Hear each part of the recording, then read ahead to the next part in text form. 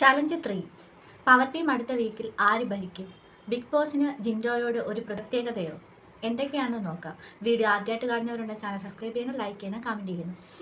അതെ, അങ്ങനെ ചലഞ്ച് 3 വന്നിരിക്കുകയാണ്. പവർ ടീമിലേക്ക് അടുത്ത വീക്ക് ആര് കയറും എന്നുള്ള തീരുമാനിക്കാനുള്ള ചലഞ്ച് 3 ക്യാച്ച് ദ ബോൾ എന്നാണ് ഗെയിമിൻ്റെ പേര്. യുക്തിശേഷിയും കണക്കുകൂട്ടലും അതിനനുസരിച്ച് ആര് വിജയിക്കും, അതാണ് ഈ ഗെയിമിൻ്റെ പ്രത്യേകത. ഈ ഡോമിനോ എഫക്റ്റ് ഒക്കെ നമ്മൾ കളിക്കില്ലേ, അതുപോലെ ഒരു ഗെയിം. 2 അംഗങ്ങൾ അടങ്ങുന്ന ടീം. അതിൽ 2 മേശ തന്നിട്ടുണ്ടാകും. മേശയുടെ അറ്റത്തായിട്ട് ഒരു ബോർഡ് വെച്ചിട്ടുണ്ടായിരിക്കും. താഴെ ഒരു ബക്കറ്റും ഉണ്ടാകും.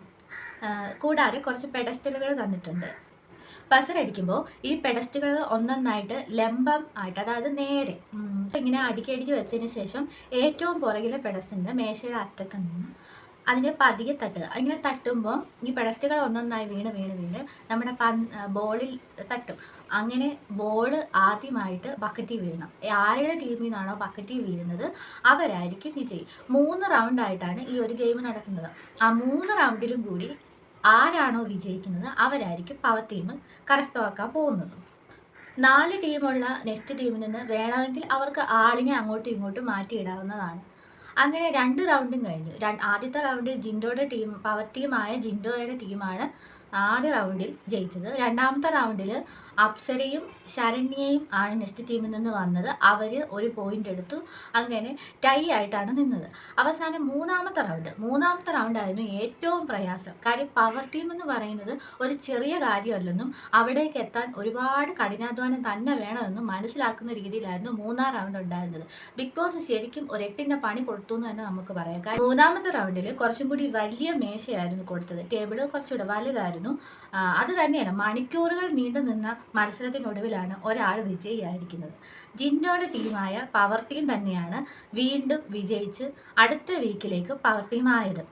ജിൻഡോയുടെ ബിഗ് ബോസിന് പ്രത്യേക കൂറുണ്ടോ? അതെന്താണെന്ന് വെച്ചാൽ റസ്മിൻ പറഞ്ഞ ഒരു കാര്യമാണ്. 3ാമത്തെ റൗണ്ടിലേക്ക് പോകുന്നതിന് മുന്നേ ബിഗ് ബോസ് എല്ലാവരെയും ലിവിംഗ് ഏരിയയിലേക്ക് വിളിച്ചു. അങ്ങനെ എല്ലാവരും വന്നിരുന്നിട്ടും ജിൻഡോയെ കണ്ടില്ല. ജിൻഡോ ആ സമയത്ത് കുളിക്കാൻ പോയിരിക്കുകയായിരുന്നു. കുറേ സമയം കഴിഞ്ഞ് ജിൻഡോ വന്നു. അപ്പോൾ ബിഗ് ബോസ് പറഞ്ഞു ജിൻഡോ തുടങ്ങാം എന്ന് പറഞ്ഞു. അപ്പോൾ തന്നെ എല്ലാവരും ഇങ്ങനെ അനങ്ങാതിരിക്കുന്നുണ്ട്. അത് കഴിഞ്ഞതിന് ശേഷം ജിൻഡോ തല നന്നായിട്ട് തോർത്തിയില്ല, എനിക്ക് തലയൊന്ന് തോർത്താൻ കുറച്ച് സമയം വേണമെന്ന്. അപ്പോഴും ജിൻഡോ അത് പറയുമ്പോൾ പോലും കൂടെയുള്ളവർ ജിൻഡോയെ കളിയാക്കുന്ന രീതിയിലാണ് സംസാരിച്ചത്. പക്ഷേ ബിഗ് ബോസ് പറഞ്ഞു ജിൻഡോ പോയി തോർത്തിട്ട് വരാൻ പറഞ്ഞു. അങ്ങനെ പോയി. അപ്പോൾ റസ്മിൻ ഇവിടെ പറയുന്ന ഒരു കാര്യമുണ്ട്. അതാണ് ഏറ്റവും ഹൈലൈറ്റ് ആയിട്ട് നമ്മൾ എടുത്തു പറയേണ്ടത്. ഇത്രയൊക്കെ കാണിച്ചിട്ടും ബിഗ് ബോസ് അതിനെപ്പറ്റി ഒരു വാക്ക് പോലും ജിൻഡോയോട് ചോദിക്കുന്നില്ല.